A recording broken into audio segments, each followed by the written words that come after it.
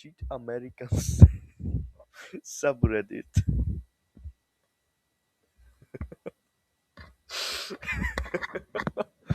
Apparently, when some American heard that Stalin is from Georgia, he was like, "So Stalin was an American?" Now I'm just believing that the U.S. is going to fall. 30% of the population have problem reading. Another 30% have problem understanding complex things. They are just so dumb. I'm just gonna say that. So yeah, this is the next episode where I debunk argument centrist. I'm just fucking laughing from Americans. So um, yeah, not every American is dumb, but like some of them are just so stupid. Yeah, let's just continue. politics that drive the show. The decisions the characters make, as well as the options that are even presented to them, are all steeped in the centrist politics. And, in theory, that is fine, if the show had been strictly centrist from the get go. But since these characters were created with the aesthetics of leftist ideas, for some of the characters anyway, their character foundations conflict with the story the narrative wants to tell. And so that's what this section of the video is going to be discussing. I'm going to go through every main character of Arcane, as well as some of the side and supporting ones, and discuss how each of their characters was failed because of Arcane's commitment to centrism. I'll be analyzing their arcs and what they reveal about the show's politics. And I'll start with the character that in many ways is the beating heart of the show's politics. I actually have very little to say on Vander that I haven't already, but I think it's important to cover him before Come covering the on. characters of Vi and Silco, given how important his character is to getting the full picture on both of their characters. As I said before, Season 2 shows us that the intent with Vander's character was never about creating a tragic tale of a broken revolutionary, but rather Wow, no shit. he was supposed to be the one character who was right about everything, about how to fix the broken relations between Zahn and Piltover, and this is shown in a few different ways. First, there is Savika echoing Vander's words about not giving up their own people. Then we have the entirety of Echo's alternate I think that's mostly for. timeline in episode 7, which I'll go into detail about when I Oh! talk about Echo. And lastly, there is the resolution of the show, where we can assume there is peace between the cities without any kind of resistance from Zahn whatsoever. To me, where the show failed Vander is that the centrist narrative made him much less of an interesting character than he could have been, at least in my opinion. Now, I'm fully aware I'm being biased here, but I don't really care. I think that the leftist interpretation of Vander as a former broken revolutionary is much more interesting than the centrist intention of him as a wise, correct man who chooses peace. It frankly makes his character more shallow and gives the show yet another reason to never discuss how the responsibility he placed on Vi kind of fucked her up. But I digress. I'd also be remiss if I didn't at least mention Warwick. The reasons why the show underutilized and messed up with Warwick don't really have to do with its politics, at least not directly. Warwick is essentially used as a plot device to bring Vi and Jinx together, Yeah, we got that argument again. So that's already debunked. and the way in which this is done removes the sisters from being vehicles for any sort of political commentary, so there is an element of the show's politics at play here, especially when you consider the possibility that breaking people out of Stillwater, and even better, destroying it, could have easily been the way the sisters reconciled. I grew up knowing I'm less than them, that my place is down there. I want Powder to have more than that, and I'm willing to fight for it. Oh, Vi. Like I said at the very beginning of the video, Vi is my favorite character in the show, with Echo following very closely behind. And as I'm sure you don't need reminding, Season 2 butchered her. And I find that what Season 2 did with Vi is probably the most clear demonstration of the show's politics. But before I can get into that, I love how. I love how. Oh my god, this guy again. No, not this guy. He's a fucking. So yeah, she's going to talk for 10 minutes about how this show ruined Man. Why? I have already debunked that so many times that Vi wasn't ruined. I want to start with this right here. This is from an interview with Fortiche production co-founder and Arcane co-director Pascal Charoux. Arcane has been in production for 8 years, so Fortiche has spent a long time building out unique versions of the characters and taking their stories to bold new places. In the case of Vi, it saw her original design pulled out of the male gaze and depicted as a more butch girl with a clear queer identity at the center. When exploring how Vi looks, speaks, and moves, this was one of the first things on their minds. You see that? Vi is intentionally butch. She was created and animated to be a butch lesbian, not just masculine, but butch. And this is important because butch lesbians as an identity have a rich history originating from working class lesbians.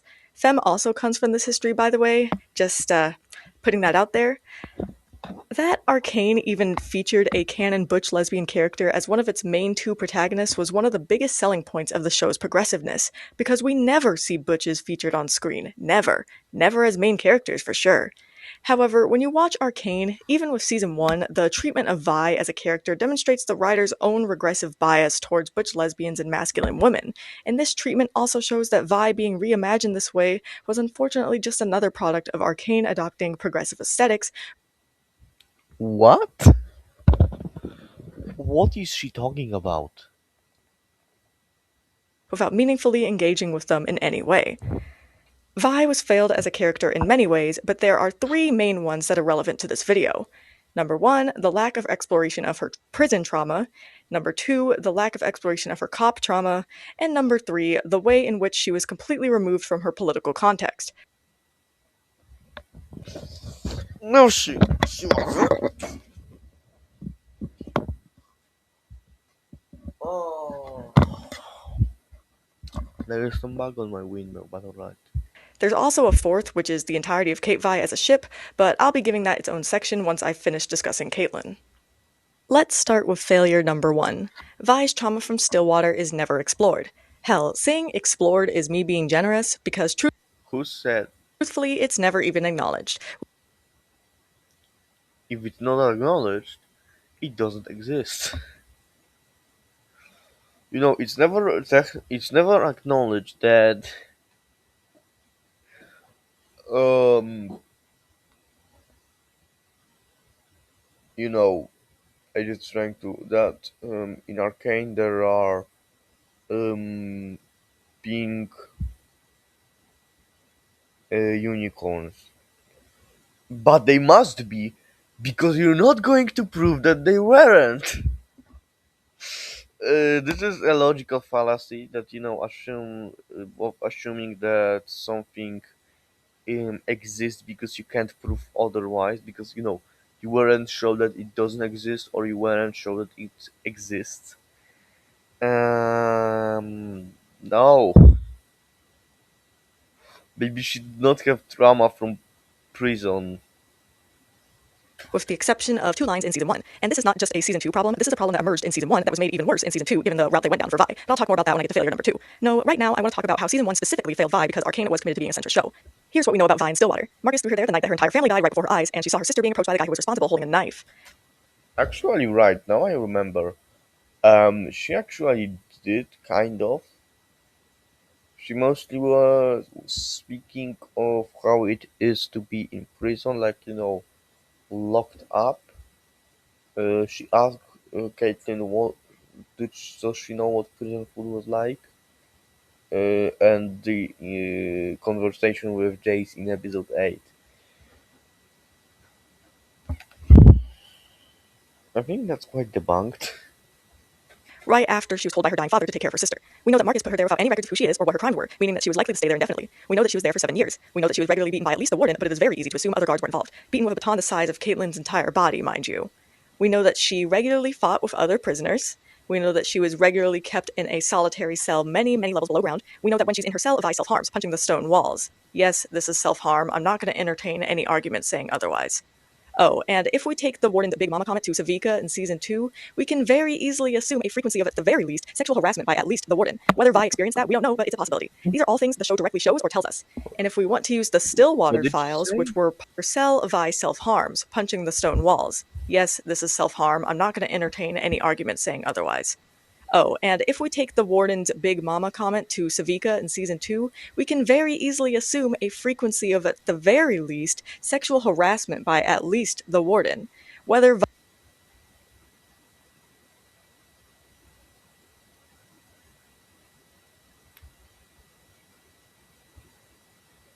What?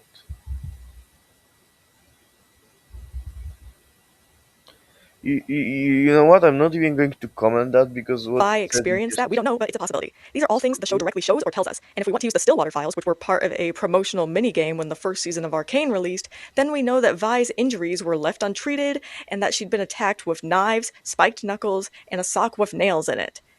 Now, I don't know about y'all, but all of this sounds fucking horrible. Prisons are fucking horrible. Stillwater seems to be one of the most inhumane prisons I've ever seen depicted on screen. But do you know what's very interesting about all of these awful things Vi was forced to endure? We see absolutely zero indication or evidence of it affecting her in any way. Yeah, like the time that Jinx and Vi told each other that the only thing that kept them alive was just the thought of reuniting back together. Watch the show and then start speak. Other than those two lines, which say very little to be honest, Vi Why are you so wrong? I know that that's a stupid question, but never mentions anything in the way of having trauma from Stillwater. Given that season 1 did a great job of exploring Jinx's trauma, I have to wonder why this is. Surely, if they did Jinx justice, they could have done Vi justice as well. How did it serve the show to never talk about Vi's prison trauma, you may ask? I think the answer is simple. If Arcane actually contended with Vi's experience in prison, there is no way in hell they could have the centrist narrative that they did, exploring Vi's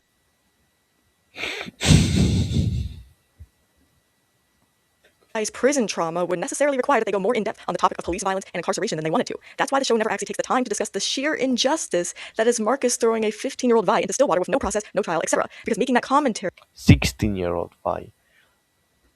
It's just. was never the show's intent.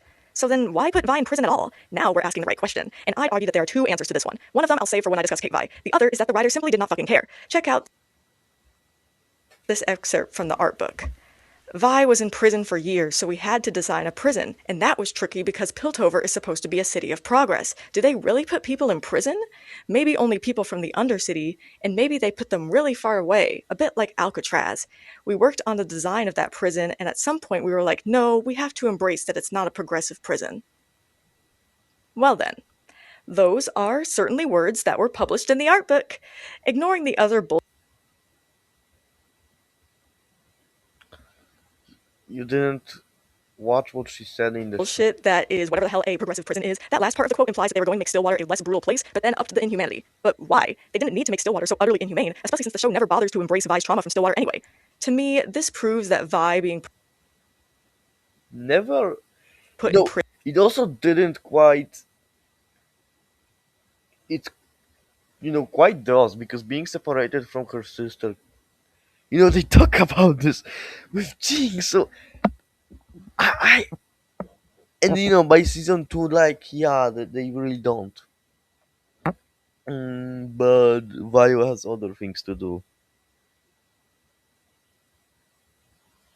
Maybe you could interpret that when she says to Caitlyn before they kiss.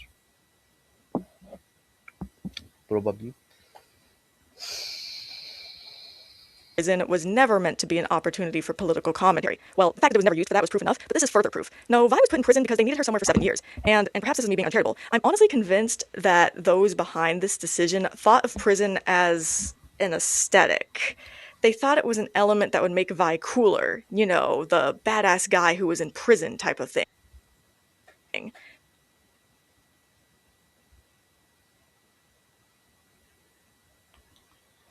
I'm not going to comment on that because this is what she thinks happened. Because again, if you're not using prison for political commentary, what the hell are you using it for? An aesthetic, that's what. For these creators, prison is an aesthetic. That's why we see Vi go in as a scrawny kid and come out as a muscled adult with cool-ass tattoos all over her body. I fully acknowledge that I'm now being uncharitable, but I just have to wonder if the creatives ever considered the conditions Vi would have to get those tattoos in, unsanitary, using unregulated tools. For God's sakes, there is a real possibility that the entire thing was a stick and poke. The Stillwater files claim that Vi's tattoos were all self-inked, which anyone with common sense can deduce is bullshit in about 2 seconds. So when the files say that you were wrong, and when the files imply that you could be right, so you basically decide on what's wrong and what's right. So no, I don't believe anyone thought of Vi's backstory in creating her character design other than the representations of her family in her tattoos. I think Vi's prison experience just being window dressing, a backdrop for her character, Also, it doesn't really, matter because the symbolism is just what really matters in the show more than really logic of it all. Like with Sevika's arm in season 2. is obvious when you think of the ways that she's not affected by it. Vi never experiences any symptoms of PTSD from prison. She doesn't flinch when she's touched, she doesn't shy from loud noises, she's fine being around enforcers, more on this in a little bit, etc. Frankly, Maybe this is because he just doesn't have PTSD. I don't know what to say.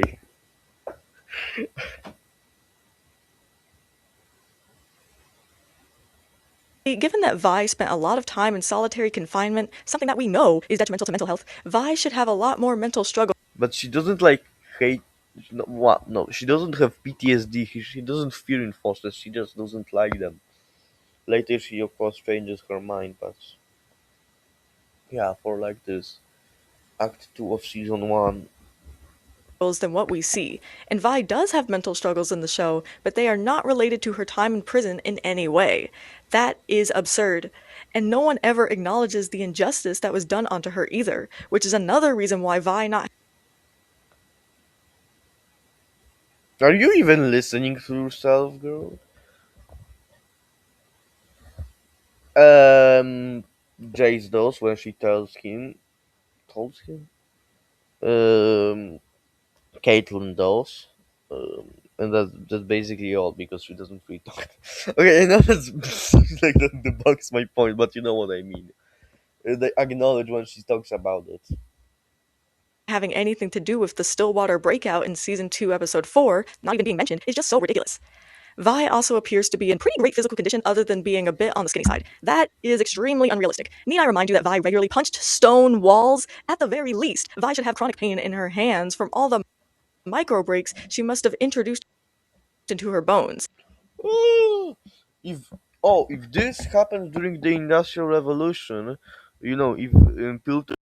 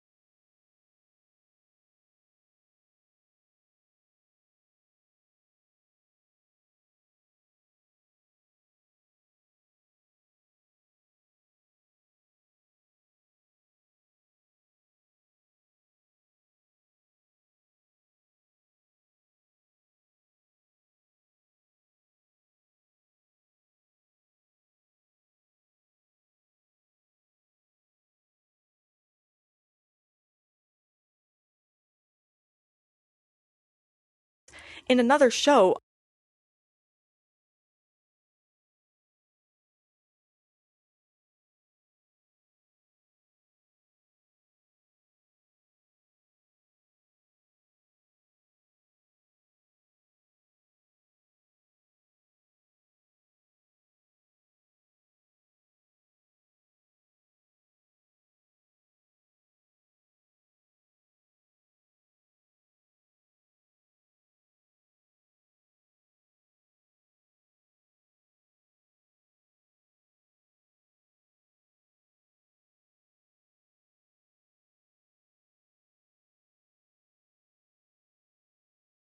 I might not feel the need to point this out, but Arcane is a show that includes characters with many kinds of disabilities.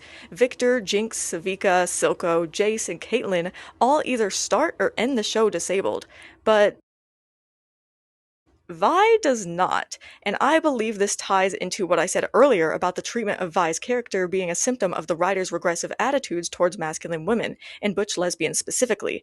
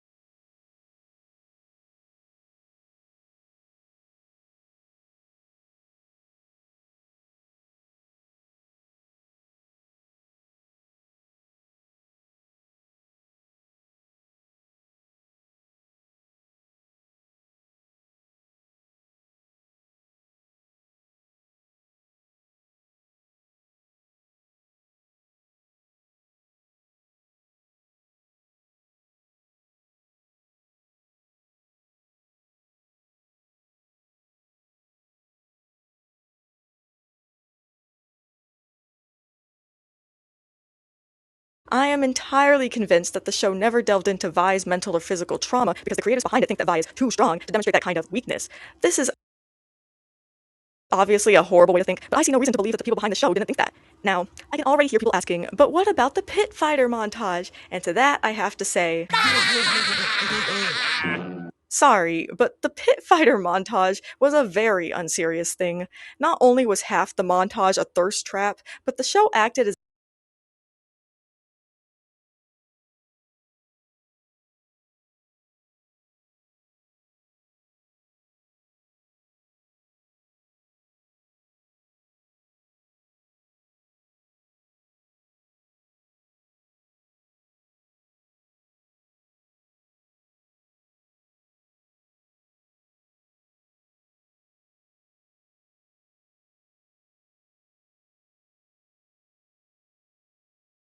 if the only trauma Vi had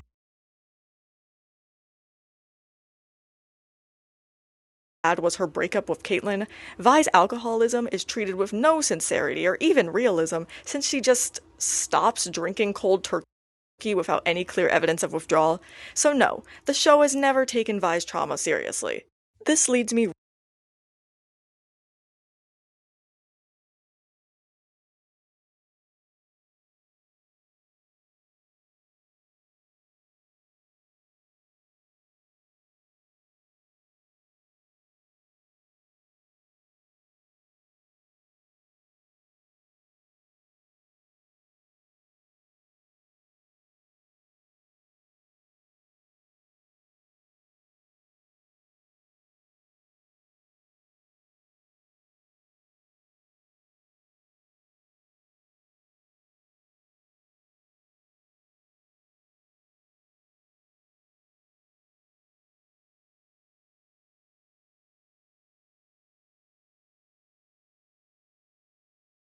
right into failure number 2, which is that Arcane does not ever acknowledge or explore the trauma Vi should have from enforcers. My arguments here are similar to what I argued about Vi never exhibiting any trauma from prison. The show begins with Vi and Jinx seeing their dead parents on the bridge, killed by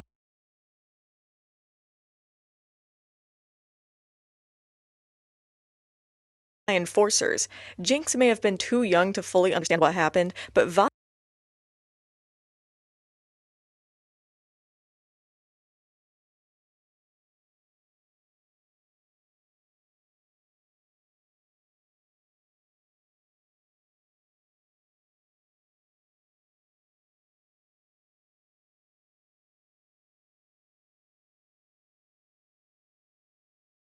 clearly knew. That right there is already more than enough reason for Vi to have enforcer-related trauma. And even if you want to assume that the enforcers did no other violent actions in Zon between that day and after Vi and Ko's heist, all you have to do is remember the fact that Vi was in prison for 7 years, where the people who worked there were enforcers. The people who beat Vi regularly were enforcers.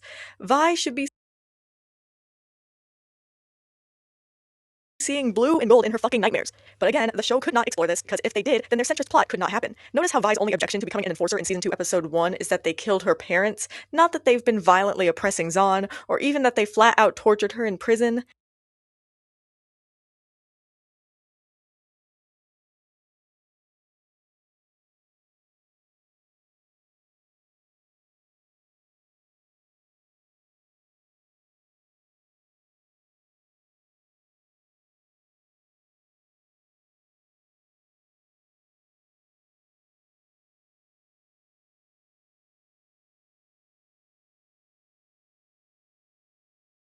Vi's experience with any of the gravity it deserved, Vi would never have become an enforcer. That is why her choosing to do so in episode 1 of season 2 is laughably out of character. The beginning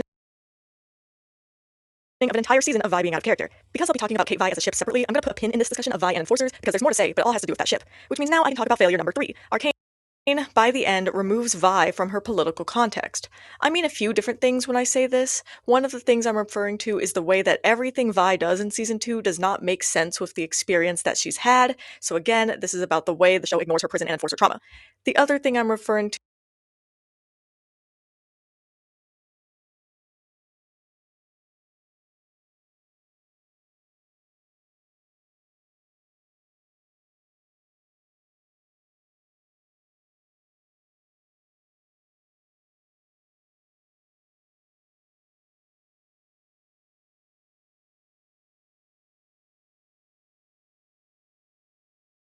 is that by the end of the show, Vi is completely severed from all ties that she had to Zahn.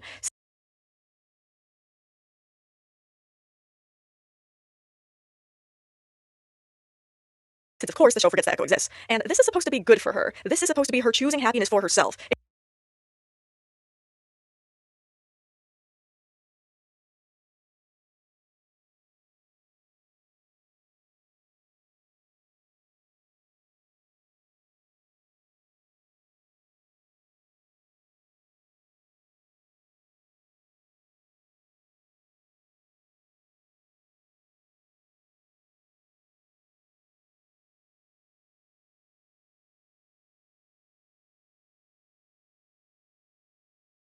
Except for the part where she had no choice in any of this. I'm getting mad, but this is besides the point of discussing the centrism of Arcane, and so I'll move on. A lot of what I could say will also be addressed in the Kate Vi section of this video anyway. The last thing I want to talk about with Vi is that although the ball was dropped on her character in Season 2, I don't believe she was ever going to have an ending that I was entirely pleased with. Knowing that Vi is a cop in League of Legends, knowing that the show always intended for Vander to be right, and seeing what the shitty Season 2 did with her character, I personally believe that Vi's character arc was always supposed to end with her embracing Vander's centrist/liberal teachings, becoming a bridge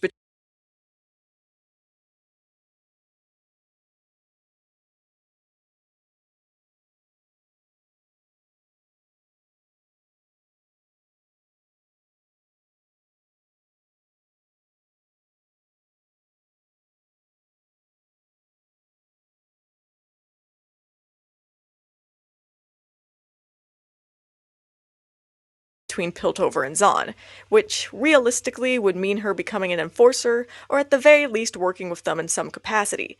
Season 2 completely failed to achieve even this, because they decided to remove Vi from any attempts at political commentary for whatever reason, but I believe that this is what was intended with her character, and even this idea fails Vi, because even this idea still fails to understand that with the character they created in Vi, she more than any other person in the show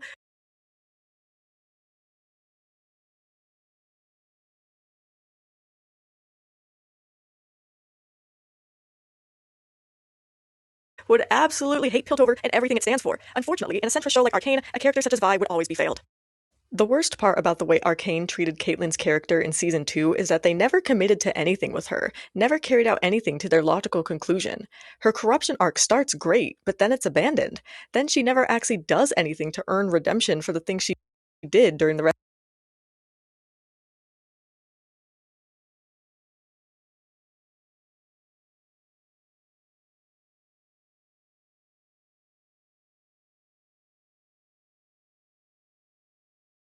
of Season 2. And in the midst of all this, there are multiple things that Caitlyn does that I personally find to be irredeemable, or at the very least, reasons why Kate Vi should not have been endgame, but the show doesn't commit to having Caitlyn deal with the consequences of her actions either. So in the end, her arc is incredibly unsatisfying and insulting, and it is all because the show wanted to be centrist while still trying to play up to some leftist aesthetics. In the aftermath of Season 1, Caitlyn is grief-stricken because of the loss of her mother. In Episode 1, she still largely resembles the woman we knew from Season 1, except with some of the inklings of her corruption arc already starting to show themselves, such as with the prejudice she so easily shows towards Zonites. Episode 2 is when it all starts falling apart, because we now see Caitlyn use gas weapons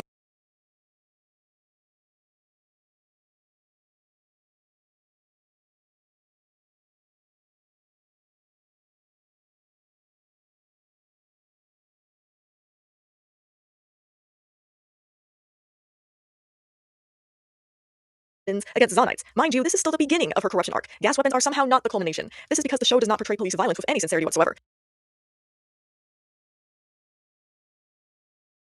For fuck's sake, the episode begins with a comic book style montage of police violence. Personally, the use of gas weapons is morally repugnant, and so by episode 2, I flat out dislike Caitlyn and find her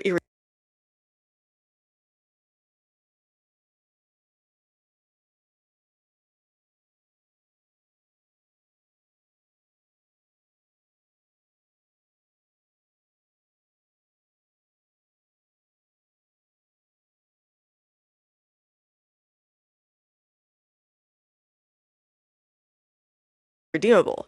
I know by this metric I should also find Vi irredeemable, but I find her characterization to be utterly laughable in Season 2 that I can't even take this seriously for her. For Caitlyn, though, this could have been in character with better writing and more time spent on her making this decision.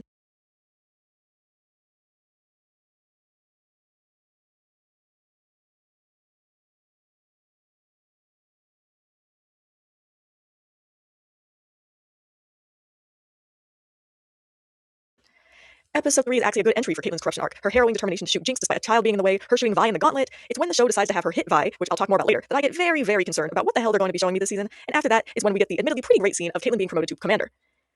The first 3 episodes are actually, by and large, pretty good for Caitlin, other than the use of gas weapons, which was a mistake, because the centrism of the show hasn't quite ruined her character yet. Because in the first 3 episodes, it is very easy to interpret Caitlin's character as symbolizing the conditional activist, the privileged person seemingly dedicated to equality who balks at the first sign of the violence that the oppressed experience on the daily. However, what's funny about interpreting Caitlin's character like this is that, given that Arcane itself is liberal and centrist, the show would never have been able to fully realize the commentary it made here, not without criticizing itself and its writers. This is one of the many reasons why Caitlin receives no consequences in season 2, but I'll talk about that shortly. It is in Act 2 that Caitlin's arc falls apart. We see that Caitlin has been keeping up martial law for months, but of course we barely get to see the violence of that because martial law is just a backdrop, not something the show wants to offer any commentary on whatsoever. Nope. Instead, we get yet another distasteful music video full of police violence that serves to distance Caitlin from the violence she's enacting onto the Zonites, a desperate attempt not to portray Caitlin as irredeemable as she truly is in Season 2.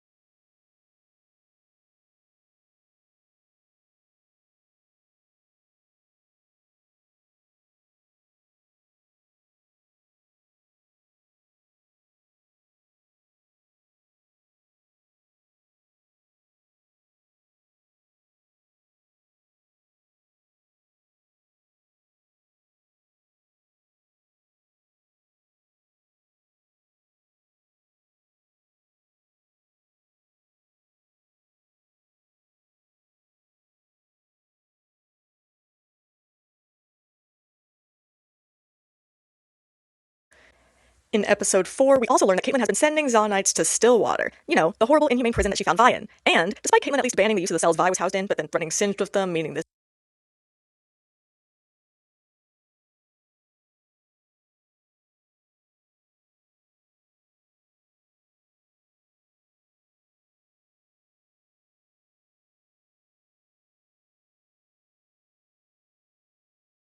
is pointless, we find out that she's kept the warden who frequently beat Vi employed at the prison. Why the actual fuck would she do this? I'll tell you why. It's because the show does not give two shits about Vi's prison trauma, as I've already established. Again, if the show did actually treat that topic with any sincerity, it would reveal the irredeemability of both Piltover and Caitlin very quickly, and Arcane could not have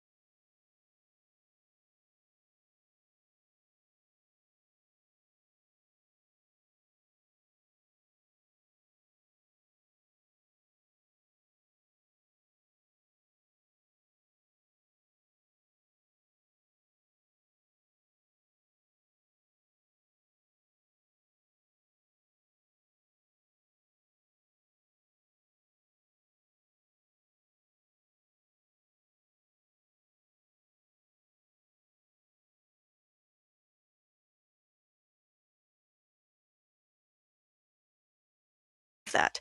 Also, the entire idea that Stillwater as a prison can be reformed in any way is just gross. But again, I'm not surprised by the show. Centrism loves throwing around that reform word. The rest of Caitlyn's arc passes with very little fanfare, from her reunion with Vi, more on that later, to her betraying Ambessa, to all the other bullshit that happens in episodes 8 and 9. The most important thing to know is that Caitlyn receives no consequences for anything she did in season 2. Vi weekly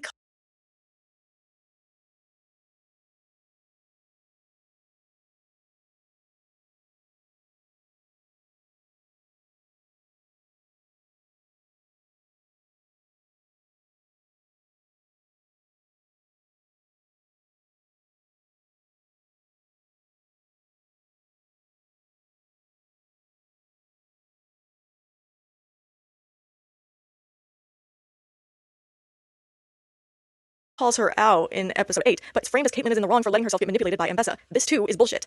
In order to protect Caitlyn from the consequences of her actions, Arcane attempts to make a scapegoat out of Ambessa, but this doesn't work for multiple reasons. One of them is that her instigating of the memorial service attack goes absolutely nowhere. As the audience, we're meant to use the fact that she instigated it as the reason to blame her instead of Caitlyn for going full war criminal mode and using gas weapons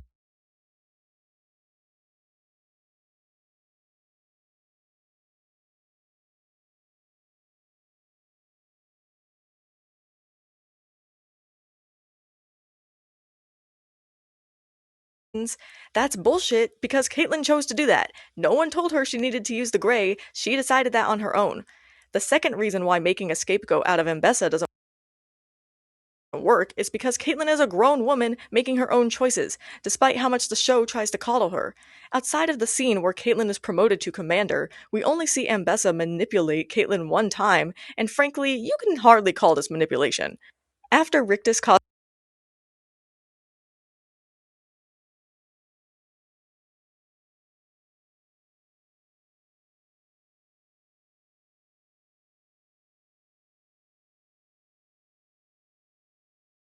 a violent scene down in Zon, Caitlyn is upset, and she says, "Why is peace always the justification for violence?" Ambessa then manages to talk her back into seeing violence as the way, I guess, but the scene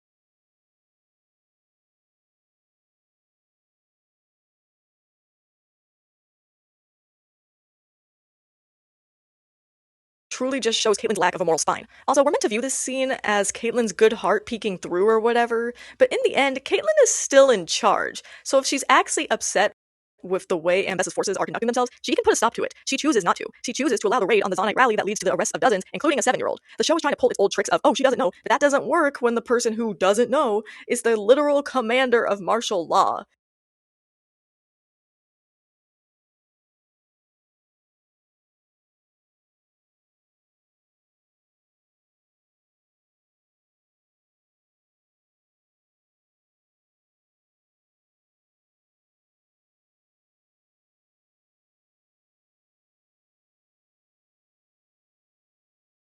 Caitlyn, by definition, would know what the hell is going on, so this liberal, oh, she's just being ignorant nonsense doesn't work. Not that it ever does, but it doubly does not work here, especially when in season 1, Caitlyn already got her shedding my ignorance arc. In episode 8, we get another insulting scene between Caitlyn and Jinx, where Caitlyn says a whole lot of nothing of value, showing about 2 lines of regret for her literal war crimes, and the show tries to act like the violence Caitlyn has done against not even just Jinx, but Zahn itself, is equivalent to what Jinx did to the Council. Once again, that is centrist bullshit.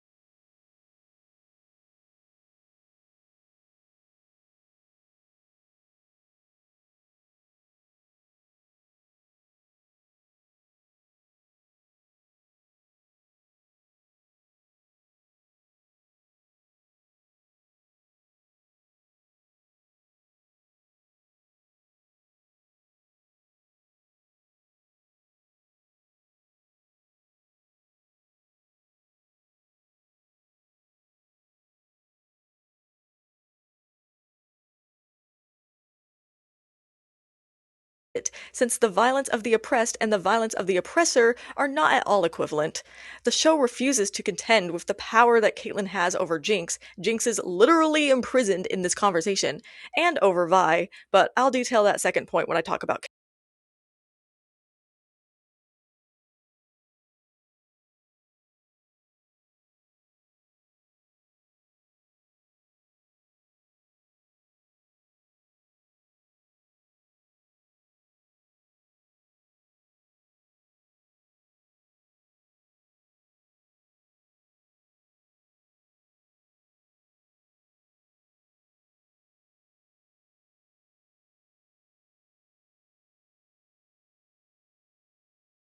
Kate Vi.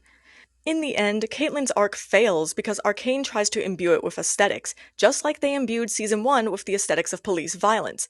Caitlyn's actions are never treated seriously, and so her arc is an unsatisfying mess of centrist politics. You can't just come back from occupying a place for months because you feel bad. That's not how that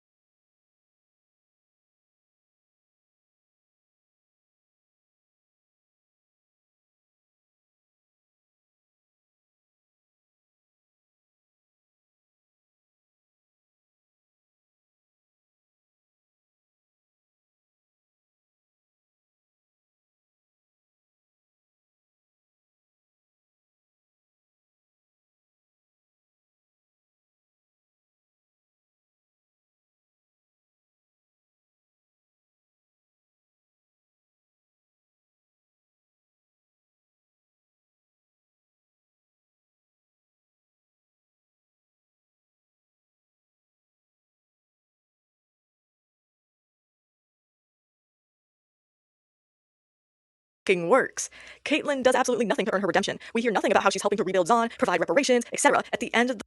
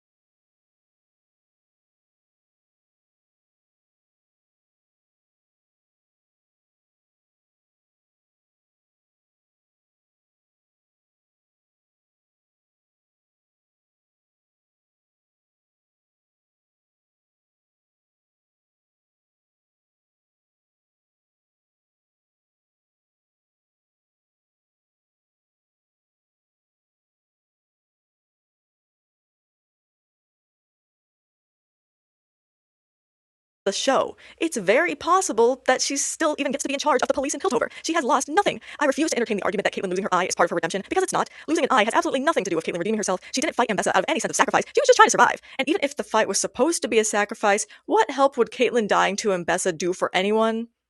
Exactly, nothing. It was pointless. In hindsight, I think there was always a liberal flair to Caitlyn's character. I mean, privileged person becoming an ally because of shedding their naivety and learning more about the true state of the world, that's normally a very liberal narrative. However, there was still a potential for it to be leftist had Caitlyn undergone the next steps by then joining Zahn in its revolutionary struggle. Hell, there was even potential for Caitlyn's character to still fit leftist political commentary even with her corruption arc. However, that would have required the show to commit to the arc and commit to Kate Vi not being endgame, and Arcane was not prepared to do either of those things. Speaking of Kate Vi, let me talk about them now. Kate Vi was always a vehicle for the show's centrism, and I'm saying this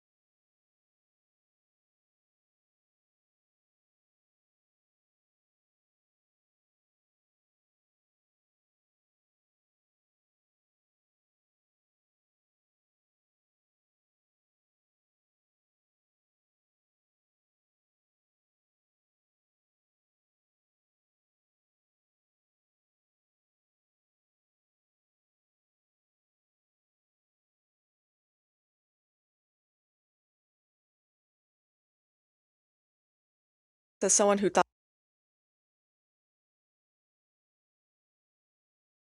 they were cute, or at least had potential in season 1. If the show had gone through with making Caitlyn into a revolutionary, Kate Vi would fade down. Hell, if they had actually intentionally made Vi's story a tragedy, I could have been okay with it in a different way. But anyway, yes, even in season 1, Kate Vi was a demonstration of the show's centrism, and let me tell you why.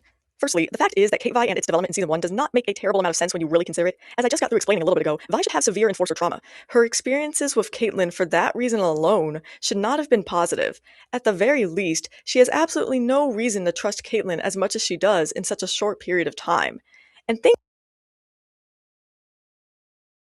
really stop making sense in episode 7 when she pushes Echo away from Caitlyn far too harshly, and when she runs to Caitlyn without any concern for Echo, who just got shot.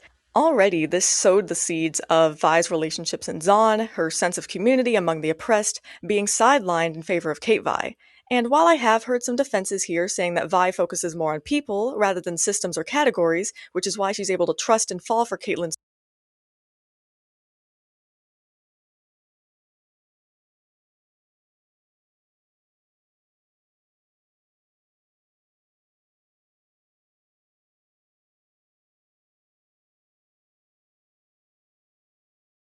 so fast, despite her being a rich enforcer, that fails to hold up when you consider all the quips Vi throws Caitlyn's way about enforcers being